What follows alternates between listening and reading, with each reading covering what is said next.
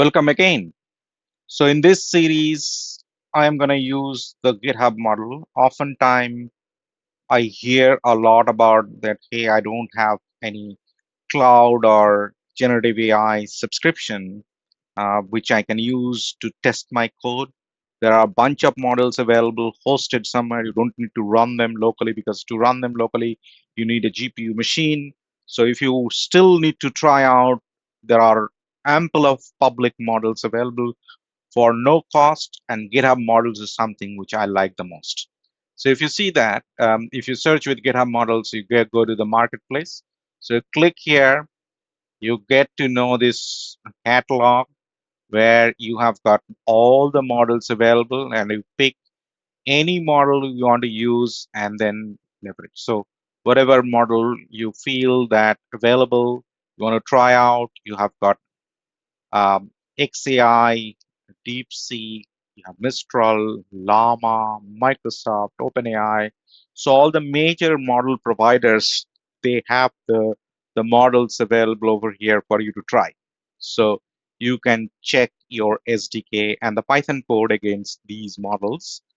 So let us dive into something which is a very solid architectural pattern in the context of large language model, and generative AI is retrieval augmented generation, or RAG, commonly known as RAG.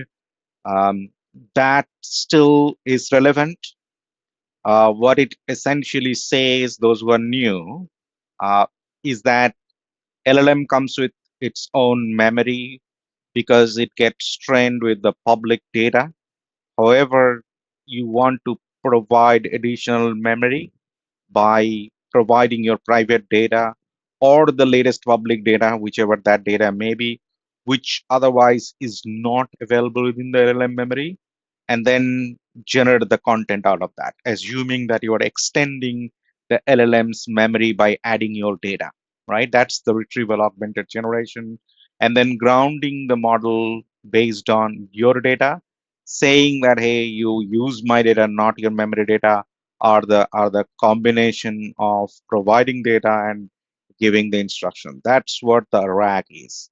Now, in a typical RAG flow, which I explained a long ago in an animated video, where I showed that when you send a prompt, it does not hit the large language model directly. It first goes and fetches the information from your private data at runtime. So let's suppose you have got 10,000 row table or CSV file you provided. Now, out of that 10,000 row, your search retrieves 5 of them. And then you provide that 5 row as part of the prompt. So your in prompt becomes the actual query you have sent to LLM. You're going to send to LLM and the data which is relevant. So prompt comes with a little bit of context and then it generates the output. So that's what the RAG really works. And let me show you a very simple RAG without vectorization using CSV file. So to show you the CSV file, I have got a CSV file which is created using, again, um, one of the generative AI application, Bing Chat. So I provided, like, I need a CSV of this format on the books, authors, and then language. So you have, so I'm using the Rainbow CSV uh, extension. This is no, this is this CSV extension, not the Rainbow CSV, but this second one, it is actually displaying CSV in a tabular format. So this is because of this extension. Thanks to this extension, which is displaying this tabular information. Otherwise, it is not that readable if you display the simple CSV. So you can see that it got some distortion. So it became this, 20 came here, something has happened, 20,000 leagues under the sea. Assume that 20 is the number. So that's a probably is a problem in the CSV, but it should be okay. I'm not going to make any changes or edit it anywhere. So, but you see that it has got around 300 rows, which has got list of books, author, the category, and then the kind of language it is written in. So typically you have got all the languages like Russian, German, English. So, but the text here, the input here is all in English language. So you see here that this basically is a list of famous word literature, right? That's what I just got the list, and then you get starts with Don Quixote, the first European fiction, right? And Spanish. Um, Don Quixote was written back in the time of Shakespeare, so it is that old. So you have got this from to the modern contemporary fiction. So it's a pretty exhaustive list, which I created using again generative AI capability. So I asked generative AI to produce this CSV file for me, and this is the data I'm going to use. Now I'm going to show you how I load this CSV, use the large language model to search some information, and then provide it as part of my prompt to generate the output I'm looking for.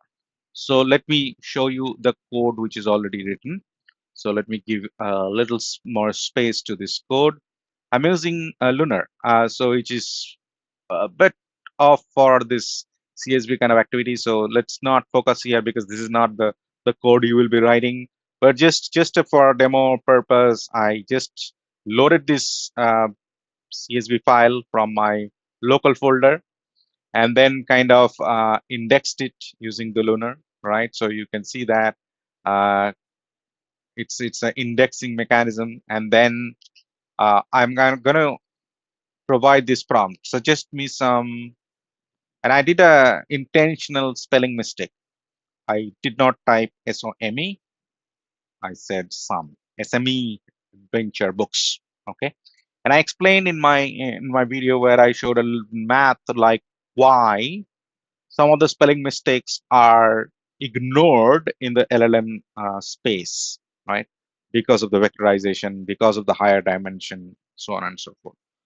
And then if you go here and you see that I'm using this search, which is basically a capability part of the Lunar, right? And then I use my prompt over here to search in the book.csv, which is already loaded in the memory. So book.csv in memory.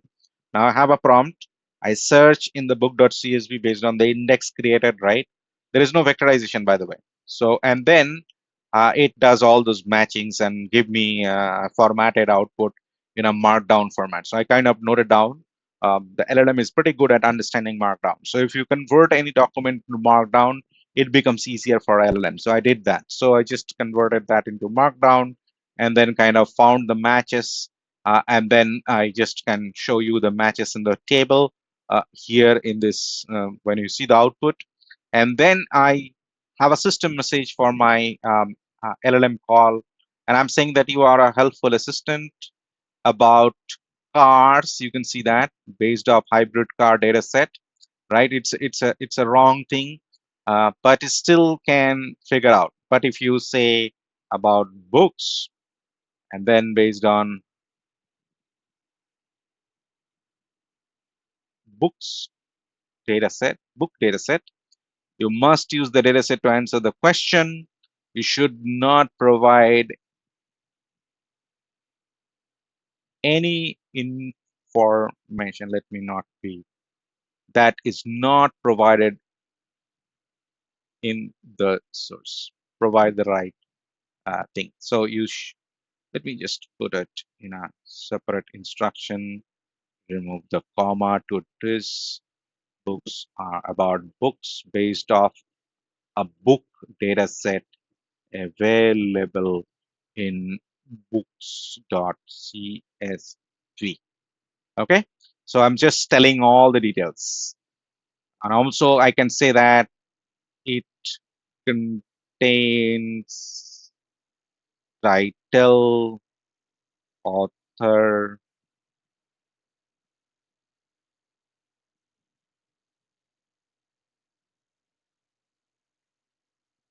language, field.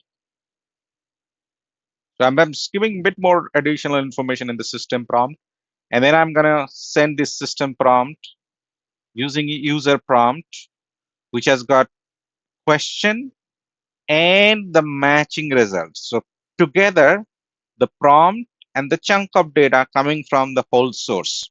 So it is kind of giving me that information which I am going to look for, but I am right now using my large language model to generate the content. It is not going to search from the large language model's memory. The data is provided through a CSV file. The data will come from the CSV file.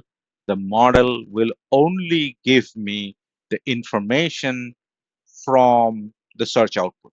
So search needs to be very strong. So if my search somehow fails, you don't give me any output. Okay. So you see that I'm gonna get this. Let me try to run it.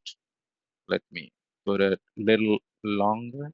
And what was the name of the file? Okay. So you say if we run 03.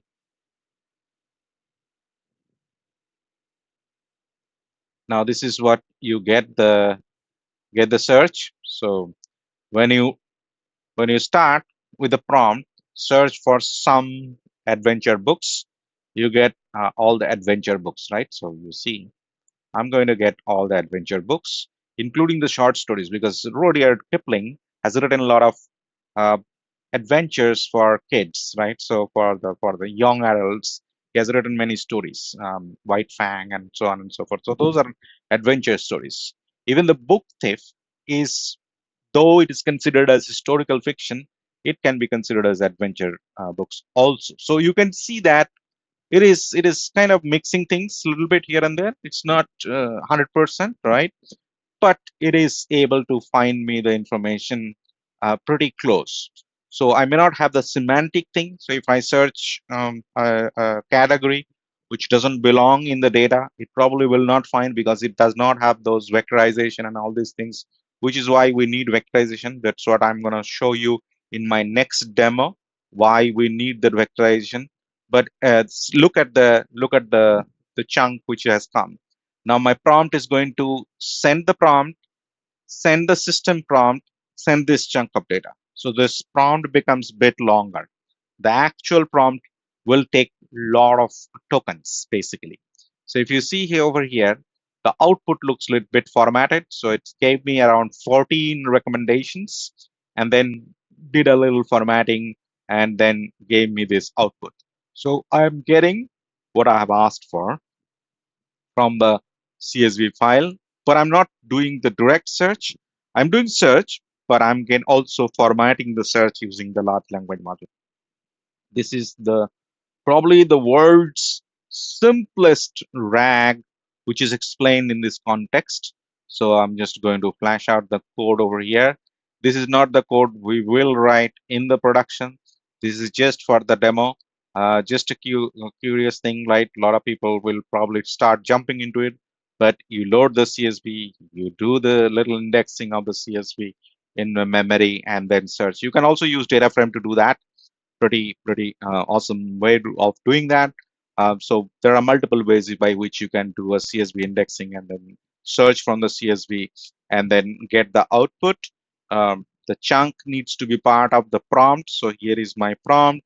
Here is the chunk of data, the search output, and then here is the system message, which is saying that if you don't find anything in this, let's not give me any answer. I don't want your memory to give me answer, because the large language model memory can also hold a lot of information about books because they have that information already.